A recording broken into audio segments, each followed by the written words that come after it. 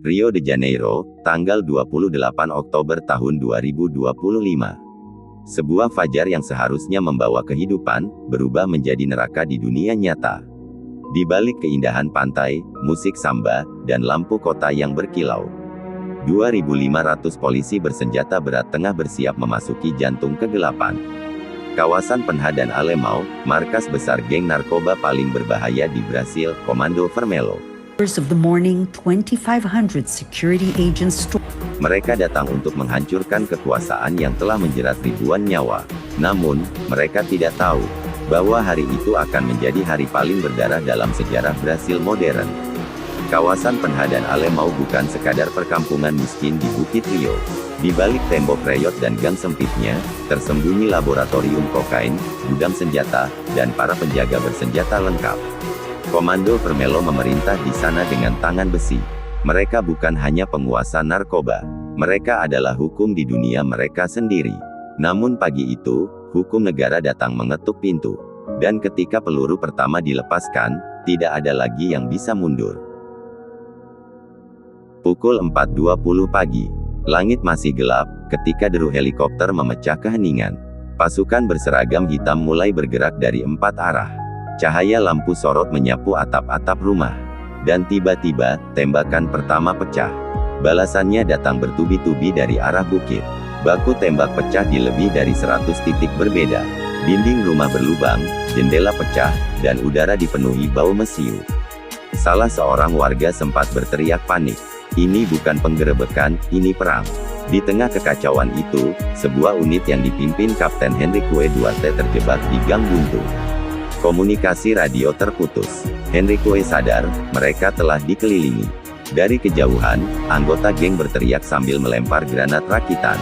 Henrique menatap rekan-rekannya dan berteriak, "Mundur, lindungi orang di belakang." Ledakan besar mengguncang gang sempit itu. Asap hitam menutupi segalanya.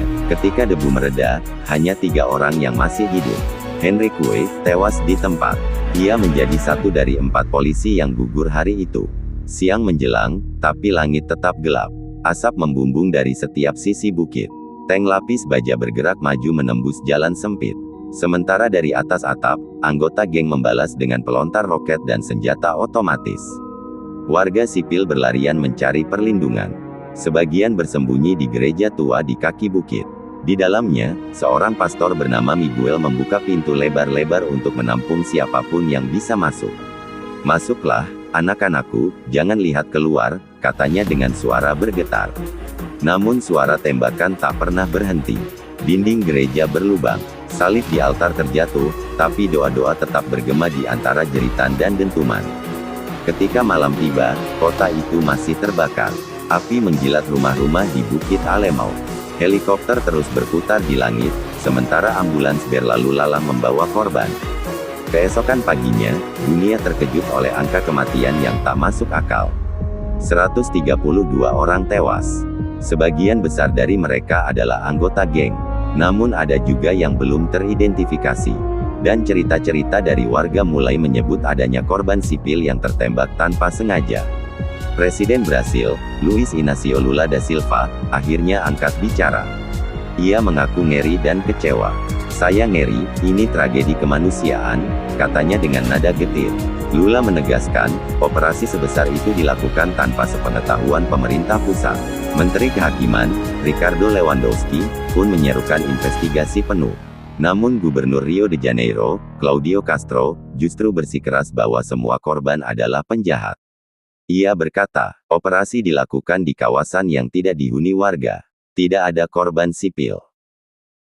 Tapi suara warga berkata lain. Mereka menyebut, peluru tak mengenal siapa penjahat, siapa yang hanya bersembunyi di rumah. Beberapa hari kemudian, di sebuah pemakaman umum di pinggiran Rio, seorang bocah laki-laki berdiri di depan makam tanpa nama. Dialah Lucas, anak kecil yang kehilangan ayahnya, Joao, seorang anggota geng yang tewas dalam baku tembak itu. Di tangannya, masih tergenggam kalung salib kecil. Ia menatap tanah basah di depannya dan berbisik lirih. "Aku akan hidup, Papa, bukan untuk meneruskan dosamu, tapi untuk memperbaikinya." 132 nyawa telah melayang.